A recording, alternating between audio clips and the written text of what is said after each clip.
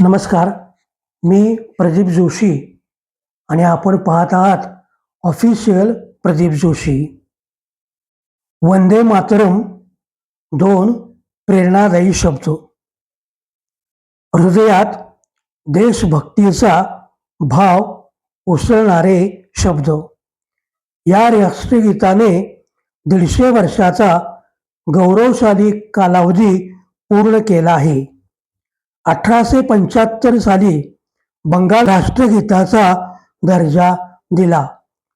राष्ट्रपती डॉक्टर राजेंद्र प्रसाद यांनी ही घोषणा केली.